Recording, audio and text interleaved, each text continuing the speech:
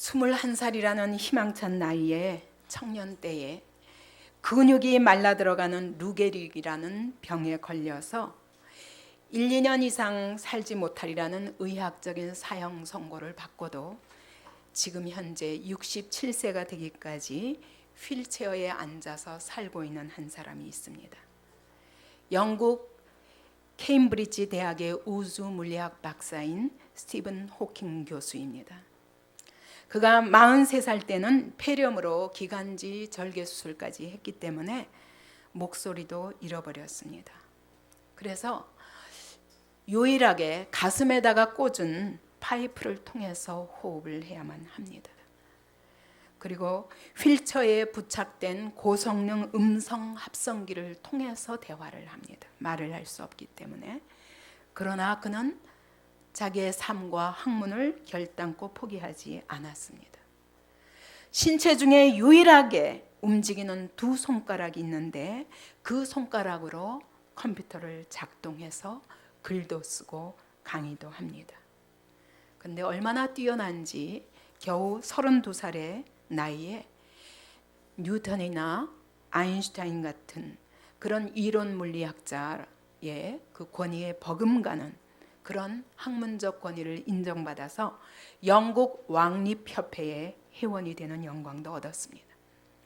그가 시간의 역사라는 책을 썼는데 보통 사람들은 머리말로 쓰는데 그는 감사의 말이라고 제목을 붙이고 그 아래 자기가 이 엄청난 여러 불행의 여건에도 불구하고 그 불행의 여건들을 많이 지니고 있음에도 불구하고 행복한 삶을 살고 있다는 사실에 감격하면서 처음부터 끝까지 감사의 고백으로 가득 넘치게 쓰고 있습니다. 2008년 봄에 우리나라 각 신문 방송마다 한국의 스티븐 호킹 해가지고 그런 제목으로 크게 보도된 기사를 여러분 기억하실 것입니다. 서울대 지구환경과학부 교수인 이상묵 박사에 대한 이야기였습니다. 그는 세계적으로 인정받고 주목받는 해양학자였습니다. 그래서 2006년도에 미국 땅에 가서 지질 조사를 하다가 그만 자동차 전복 사고로 인해서 4번 이 뼈가 완전히 상해버렸기 때문에 전신마비 척수장애로 목 아래 이하는 아무것도 할 수 없습니다. 그래서 그는 손도 쓸 수 없기 때문에 입으로 마우스를 불어가지고 메일도 쓰고 그 마우스에 부착된 마이크를 통해서 음성 인식 프로그램을 통해서 강의를 합니다. 불과 사고 6개월 후에 그는 엄청난 의지로 다시 강의실로 돌아갔습니다. 그러면서 그가 한 고백은 이것입니다. 뇌와 심장이 살아있어서 감사합니다. 내가 5대양 6대주를 누비면서 활발한 연구활동을 펼쳤던 내 삶이 이제는 전동 휠체어에 갇혀버렸지만 그러나 늘 그래왔듯이 난 이것 역시 새로운 도전일 뿐입니다. 뭔가 여기에 또 다른 길이 있으리라는 생각이 듭니다. 그런 생각이 들었다는 것입니다. 그러면서 이것은 방향의 전환이지 불행과 행복의 차이는 결코 아니라는 생각이 들었다고 그는 고백합니다. 그러면서 하나님은 나에게서 모든 것을 가져가시고 단 하나 희망을 남겨주셨다라고 고백합니다. 오늘 본문을 보면 골로새서 3장 15절에 이렇게 말씀하십니다. 너희는 또한 감사하는 자가 되라고 말씀하십니다. 명령하십니다. 감사가 무엇입니까? 선물을 받았다는 것을 깨달은 사람만이 감사할 수 있습니다. 이건 지금 내가 가지고 있는 것은 당연한 것이 아니라 이것은 내 것이 아니라는 겸손이 없이는 감사할 수 없습니다. 오늘 내가 살아있고 뇌와 심장이 살아있는 것도 이것도 하나님의 선물이라는 걸 인정할 때만 감사할 수 있습니다. 그리고 이 선물이 얼마나 소중한 가치가 있는 것인가를 인식하는 사람만이 감사할 수 있습니다. 여러분, 내가 가진 것이 당연하다고 할 때와 내가 가진 것이 내가 가질 수 없는데 놀라운 선물로 받았다고 할 때, 여러분, 그 행복도는 다릅니다.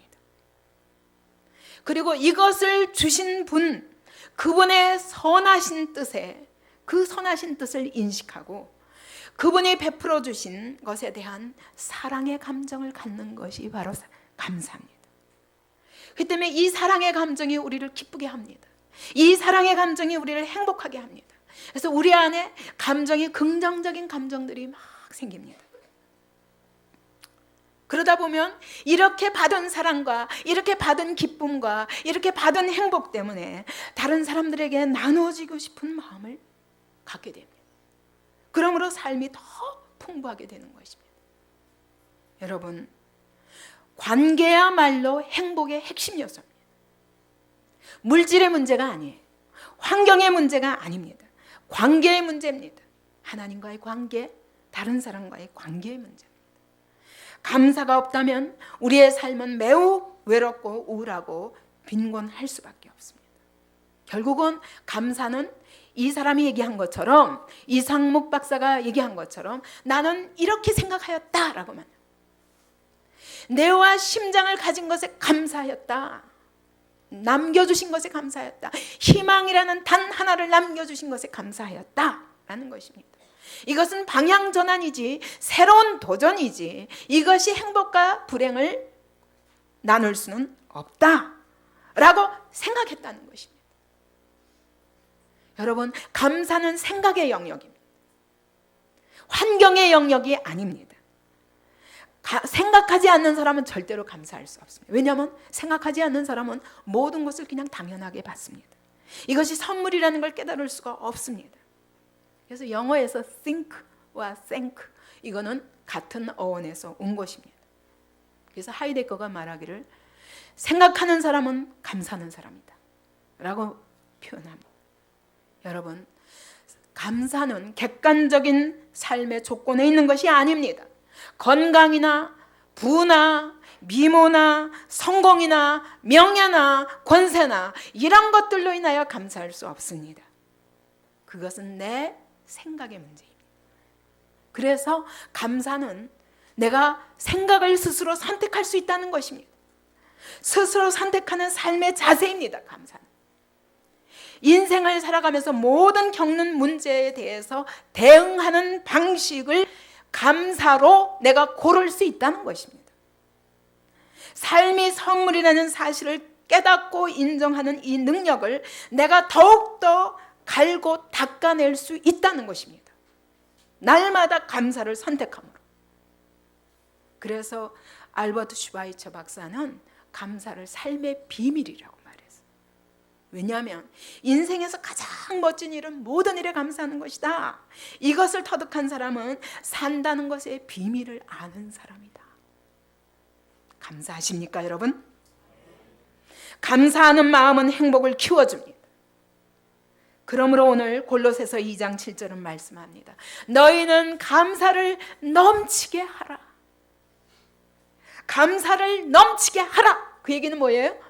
선택하라는 것입니다. 선택의 의지가 있다는 것입니다. 그러기 위해서는 먼저 골로새서 3장 15절 말씀처럼 너희는 감사하는 자가 되라 라고 말씀합니다. 여러분, 감사하는 것보다 감사하는 자가 되는 것이 먼저라는 것입니다. 먼저 되어야 감사를 할 수 있다는 것입니다. 어떤 환경 속에서도 감사할 수 있는 사람은 그 사람이 감사하는 자이기 때문입니다. 감사의 안경을 쓰면 모든 것이 감사로 보입니다. 근데 원망과 불평의 안경을 쓰면 모든 것이 원망과 불평입니다. 불평하는 자가 되면 어디를 가나 불평할 수밖에 없습니다. 아무리 상황이 바뀌어도, 아무리 좋은 환경 속에 놓여도 늘 불평합니다. 또 감사는 하나님을 믿는 신앙입니다. 이 모든 것을 하나님이 주셨다는 믿음입니다. 그래서 로마서 1장 21절에 보면 타락한 인간의 모습에 대해서 이렇게 표현하고 있습니다. 다 같이 시작. 하나님을 알되 하나님을 영화롭게도 아니하며 감사하지도 아니하고 오히려 그 생각이 허망하여지며 미련한 마음이 어두워졌나니. 여러분, 타락한 인간은 어떤 사람입니까? 하나님이 주인이신 걸 인정하지 않는 사람. 여태까지 하나님이 나의 주인이라고 고백하다가도 한순간 갑자기 내가 주인이 되기 시작하고 하나님을 반역하기 시작하면 그때부터 감사를 잃어버리게 됩니다. 이런 사람은 절대로 하나님께 영광을 돌리지 않습니다. 오직 추구하는 것이 자기 영광입니다. 타락한 인간은 그러기 때문에 타락한 인간은 하나님을 알지만 하나님께 감사하지 않는다고 로마서는 말씀하는 겁니다. 내 건강, 내 재능, 내 생명, 오늘 나의 성공, 이 모든 것이 내가 받을 자격이 없는 나에게 주신 하나님의 선물이라고 인정할 때만 감사할 수 있는 것입니다. 그러나 감사하지 않는다는 것은 내 건강이 내 것이라는 것입니다. 내 재능이 내 것이라는 것입니다. 나의 생명도 내 것이라는 것입니다. 오늘 내가 성공한 것도 내가 잘나서 성공한 것입니다. 이런 사람은 감사할 수 없고 하나님의 주권을 인정하지 않습니다. 그렇기 때문에 더 가지고 싶습니다. 더 가져야 될 것만 보입니다. 그렇기 때문에 원망과 불평이 그치지 않는 것입니다. 어떤 사람이 이렇게 말했더라고요.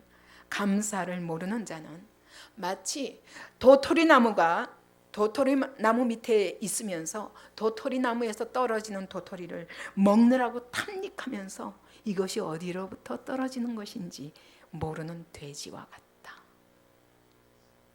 오늘 우리에게 주어지는 모든 것이 어디서부터 오는 것인지를 모르고 인정하지 않는 그런 삶이 감사를 모르는 자의 삶입니다. 그런 사람은 하나님의 창조주심을 부인하는 것과 같다는 것입니다.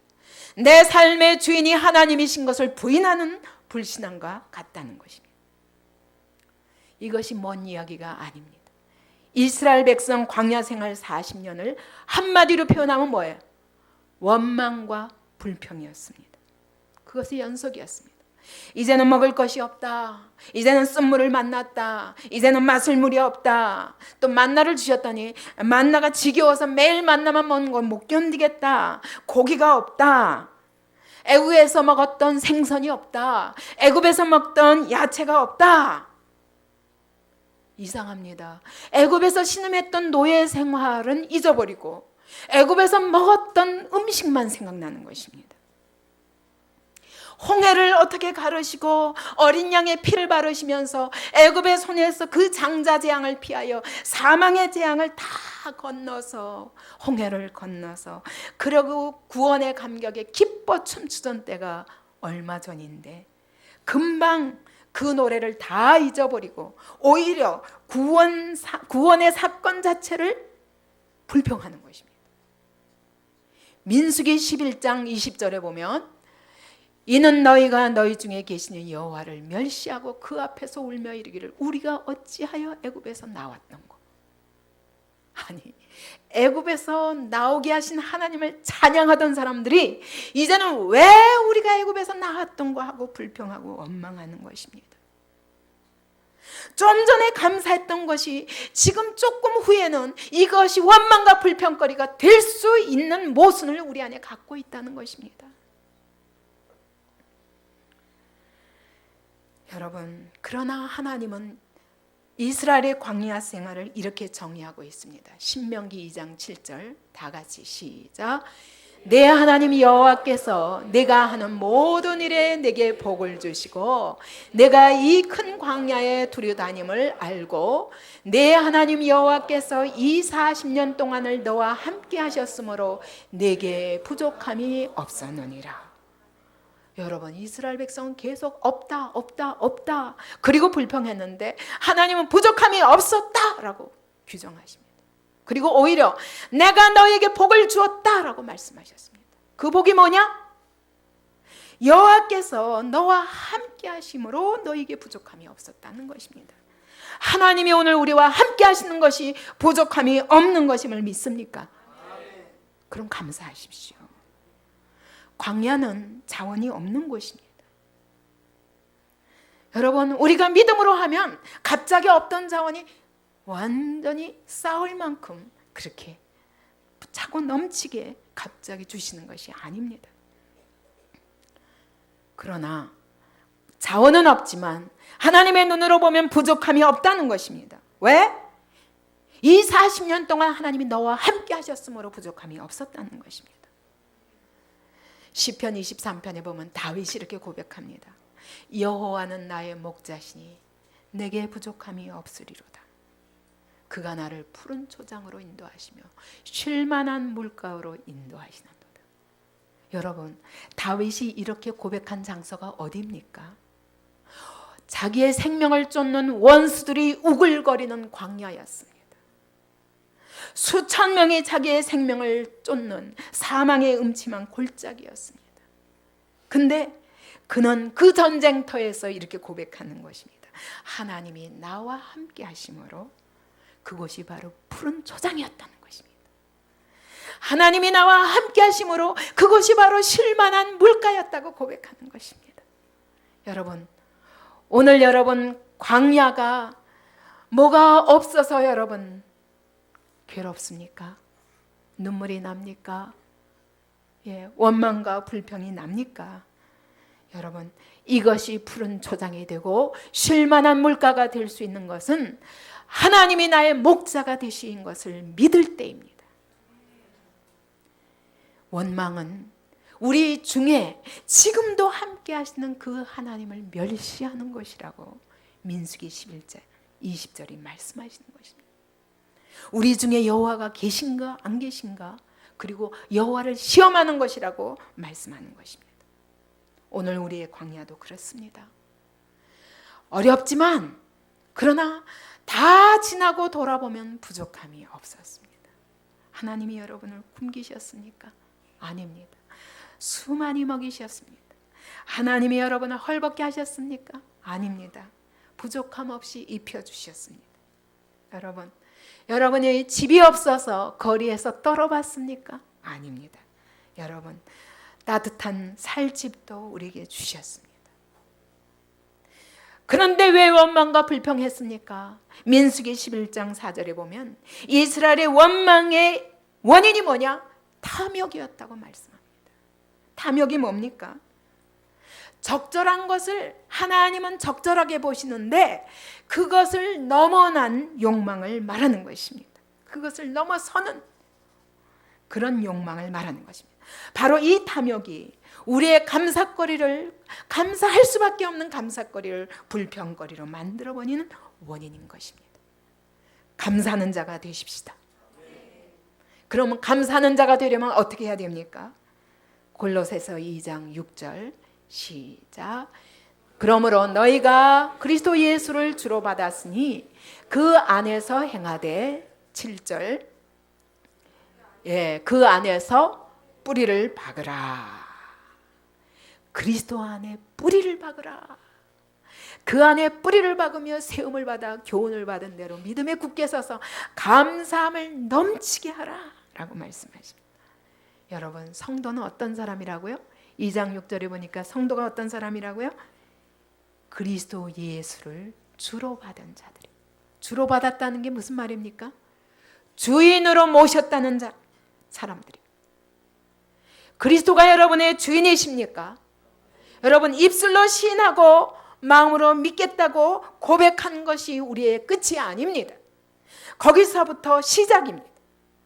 이제 고백했으면 뿌리 깊은 나무가 여러분 건강합니다. 그것처럼 그리스도께 뿌리를, 믿음의 뿌리를 완전히 박으라는 것입니다. 그럴 때 뿌리 깊은 나무는 좋은 열매를 많이 맺을 수 있습니다. 그리스도가 누구십니까? 골로새서 2장 3절에 보니까 그 안에는 지혜와 지식의 모든 보화가 감추어져 있느니라. 그리스도는 누구십니까? 그 안에 지혜와 지식의 모든 보화가 감춰져 있는 비밀 보물 창고라. 그러므로 그 안에 깊이 뿌리 내리라는 것입니다. 그 깊이 뿌리 내린다는 것이 무엇입니까? 골로새서 2장 7절에 보니까 가르침을 받은 대로, 교훈을 받은 대로 믿음에 굳게 서라. 다시 말하면 말씀의 뿌리를 내리라는 거예요. 말씀을 믿음으로 굳게 뿌리내리라는 것입니다. 약속 위에 굳게 서라는 것입니다. 그리스도께서 십자가 위에서 다 이루어 놓으신 그 승리를 오늘 믿음으로 굳게 서서 그 약속 위에 확고하게 서서 날마다 그 승리를 믿음으로 누리라는 것입니다. 그래서 골로새서 3장 16절에는 이렇게 말씀하십니다. 시작. 그리스도의 말씀이 너희 속에 풍성히 거하여 모든 지혜로 피차 가르치며 권면하고, 찬송과 신령한 노래를 부르며 감사하는 마음으로 하나님을 찬양하고. 여러분, 하나님의 말씀이, 그리스도의 말씀이 내 속에 풍성히 거해야 됩니다. 그래서 우리가 말씀을 암송합니다. 그래서 날마다 말씀을 묵상합니다. 그래서 날마다 성경을 읽습니다. 그렇게 할 때만 감사하는 마음이 넘칠 수 있습니다. 여러분, 내 생각하면 절대로 감사할 수 없어요. 내 육신의 눈으로 보면 절대로 감사할 수 없어요. 내가 주인이 되어 있으면 절대로 감사할 수 없습니다. 근데 그리스도의 말씀이 내 안에 풍성히 거하여서 내 모든 생각이 말씀에 근거한 생각일 때 비로소 감사할 수 있는 것입니다. 말씀에 거하시기 바랍니다. 내가 주인 되어서 하나님의 주권을, 그리스도의 주권을 뺏지 마시기 바랍니다.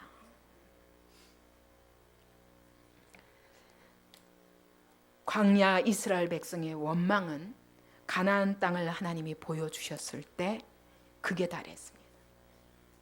열 정탐꾼들은 우리는 결단코 그 백성을 치지 못하리라. 그들이 우리보다 강하고 우리는 그들에 비하면 메뚜기 같기 때문이다. 이 성읍은 이 거민을 삼키는 땅이다 라고 말했습니다. 근데 여호수아 갈렙은 아니다. 그 땅을 취하자. 우리가 반드시 이길 것이다. 왜냐하면 민수기 14장 8절 9절 같이 읽습니다. 여호와께서 우리를 기뻐하시면 우리를 그 땅으로 인도하여 들이시고 그 땅을 우리에게 주시리라. 이는 과연 젖과 꿀이 흐르는 땅이니라. 아멘. 여러분, 어떻게 이런 차이가 날 수가 있습니까? 똑같은 땅을 보고 전혀 다른 말을 하는 것입니다. 이스라엘 백성들은 열 정탐꾼의 말을 듣고 나서 밤새도록 방성대곡을 했다고 성경은 말씀하십니다. 그러면서 모세와 하나님을 원망했습니다. 여러분, 그 차이가 어디서 옵니까? 열 정탐꾼은 하나님의 약속은 잊어버리고 그 권능의 손을 잊어버리고 하나님이 어떻게 일하셨던가 그 약속, 그 하나님의 일하심도 잊어버리고 오늘 내 앞에 있는 현실이 더 커 보입니다. 오늘 우리 하나님께서 우리에게 약속의 땅을, 기도하던 땅을 보여주셨지만 우리가 현실로 객관적인 분석을 하면 이것은 만용입니다. 그래서 열 정탐꾼처럼 이것은 절대로 우리가 하지 못하리라 라고 고백할 수밖에 없습니다. 근데 여호수아 갈렙은 현실을 본 것이 아니라 객관적 분석을 초월한 하나님의 약속에 대한 믿음입니다. 여러분, 그것이 하나님의 약속인 것을 어떻게 알 수 있습니까? 하나님은 오늘 우리를 통해서 세상을 정복할 비전을 주셨습니다. 우리가 사는 지역을 복음으로 정복할 그런 놀라운 사명을 주셨습니다. 이것이 하나님의 기업입니다. 우리가 오늘 약속의 땅을 구하고 기도해 온 것은 그 땅, 그 지역을 완전히 복음으로 답을 주고 하나님의 교회의 복음의 능력이 무엇인가를 세상에 알리기 위한 것이라고 여러분 성경은 말씀합니다. 오늘 우리의 비전이 바로 그런 비전이었습니다. 그렇기 때문에 이것은 하나님의 약속에 근거한 것입니다. 여호수아 갈렙은 하나님은 약속하시고 친히 그 약속을 이루시는 신실하신 하나님이기 때문에 저들은 우리의 밥이라 라고 말합니다. 저 땅은 심히 아름다운 땅이라 우리가 능히 이리라 이렇게 말합니다. 왜냐하면 그는 애굽에서 홍해를 가르시고 이스라엘 구원하신 분이 하나님이신 것을 기억하고 있기 때문에. 광야 40년 동안 만나를 주시고 그 사막의 땅에서 만나를 주시고 날마다 반석에서 물을 내시며 메추라기를 먹이시며 인도하신 분이 하나님이시라는 것을 기억하고 있는 것입니다. 그렇기 때문에 이 가나안 땅을 주시는 분도 요단강을 가르치는 분도 하나님이신 것을 기억하고 그 하나님의 일하실 것을 기대하기 때문입니다. 믿습니까? 여러분, 여태까지 인도하신 분이 하나님이십니까? 여러분의 발걸음을 인도하신 분이 하나님이십니까? 안디옥 교회를 여기까지 인도하신 분이 하나님이 맞습니까? 약속하신 분도 하나님이 맞습니까? 그러면 그 약속도 하나님이 이루실 것입니다. 그러나 믿지 못하면 여러분 그 땅을 뺏깁니다. 그리고 38년 동안 방황했어야만 했습니다. 나는 우리에게 그렇게 할 시간이 없다고 믿습니다. 그리고 우리가 해야 할 사명을 하나님이 기뻐하신다는 것을 믿습니다. 이스라엘이 광야에서 하나님께 반항하고 거듭거듭 하나님을 시험하고 하나님을 노엽게 한 근본적인 원인에 대해서 시편 78편 42절은 이렇게 말씀합니다. 같이 읽어보시죠. 그들이 그의 권능의 손을 기억하지 아니하며 대적에게서 그들을 구원하신 날도 기억하지 아니하였도다. 하나님의 약속도 잊어버리고 약속을 이루시기 위해서 늘 이적을 행하시던 하나님의 놀라운 역사도 다 잊어버린 것입니다. 현실 분석 앞에서 다 잊어버린 것입니다. 그리고 하나님을 거역하고 하나님을 멸시했다고 하나님은 진노하십니다. 여호수아와 갈렙의 믿음이 허황된 망상이나 만용이 아닌 이유는 철저히 하나님의 약속에 근거한 믿음이기 때문입니다. 그리스도 안에 거하시기 바랍니다. 그리스도 안에 뿌리를 박으시기 바랍니다. 말씀에 뿌리를 박으시기 바랍니다. 하나님의 약속에 뿌리를 박아야 감사를 넘치게 할 수 있습니다. 우리가 그리스도를 아는 것만큼 하나님이 어떠한 분이신지 아는 것만큼 우리의 삶을 풍성하게 누릴 수 있습니다. 하나님의 생명력이 우리의 삶에 역사하실 수 있습니다. 하나님이 위로부터 날마다 보시는 신령한 축복을 누릴 수 있습니다. 뿌리 박으시기 바랍니다. 세 번째로 그리스도의 평강이 3장 15절입니다. 시작. 그리스도의 평강이 너희 마음을 주장하게 하라. 너희는 평강을 위하여 한 몸으로 부르심을 받았나니 너희는 또한 감사하는 자가 되라. 여러분, 마음의 평강은 감사의 기초입니다. 마음에 불안이 있고 염려가 있고 두려움이 있고 고통이 있는 동안은 절대로 감사할 수 없습니다. 그 평강을 누가 주십니까? 이것은 세상이 줄 수 없다고 요한복음 14장 27절 말씀하십니다. 평안을 너희에게 끼치노니 곧 나의 평안을 너희에게 주노라. 내가 너희에게 주는 것은 세상이 주는 것과 같이 아니하니라. 너희는 마음에 근심하지도 말고 두려워하지도 말라. 평강은 세상이 줄 수 없습니다. 평강은 내가 만들어낼 수 없습니다. 그리스도만이 주실 수 있습니다. 그리스도는 이 평강을 주시기 위해서 이 세상에 오셨다고 말씀하십니다. 그래서 십자가에 못 박히셨다가 죽으셨다가 부활하신 다음에 제자들에게 처음 나타나셔서 하신 말씀이 무엇입니까? 너희에게 평강이 있을지어다 라고 말씀하십니다. 이 평강이 바울에게 임했을 때 바울은 바울의 마음을 이 평강이 주장했을 때 빌립보서 4장 11절부터 13절까지 보면 내가 궁핍함으로 말하는 것이 아니라 어떤 형편에든지 내가 자족하기를 배웠다고 말합니다. 어떤 형편에든지 자족하기를 배웠다고 말합니다. 배고픔이나 배부름이나 풍부나 궁핍이나 어떤 것에도 일체의 비결을 배웠다라고 말합니다. 그러면서 내게 능력 주시는 자 안에서 모든 것을 할 수 있다. 배고픈 것도 할 수 있다. 배부른 것도 할 수 있다. 궁핍도 할 수 있다. 풍부도 할 수 있다. 매도 맞을 수 있다. 옥에 갇힐 수도 있다. 병들 수도 있다. 그러나 감사할 수밖에 없다. 이것이 바울의 고백인 것입니다. 여러분, 그리스도의 평강이 여러분을 주장하게 하시기 바랍니다. 그리스도의 평강이 나를 다스리게 하라는 것입니다. 그리스도께서 나를 다스리실 때만 이 평강이 있습니다. 내 고집을 쓰는 동안에는 절대로 평강이 없습니다. 내 고집을 쓰다 보면 말씀도 다 듣기 싫습니다. 무서운 현상입니다. 내가 그리스도께 돌려드렸던 운전대를 다시 뺏은 증거입니다. 오늘 여러분에게 평강이 없습니까? 그리스도가 주인이 되신 것이 아니라 내가 주인 되었기 때문입니다. 그리스도를 정말 주인으로 받았다고 고백했으면 다시는 운전대를 빼앗아 그리스도를 대적하는 자리에 놓이지 말기 바라십니다. 감사 대신 원망과 불평과 불안과 두려움과 낙심과 우울과 이런 것들의 포로가 되기 원하십니까? 그리스도께서 우리를 주장하시지 않는 한 우리에게 평강이 없습니다. 그래서 이 평강을 잃어버렸을 때 빌립보서 4장 6절 7절은 기도하라고 말씀합니다. 근데 모든 일에 기도와 간구로 구하되 뭐로? 감사함으로 기도하라고 말씀하십니다.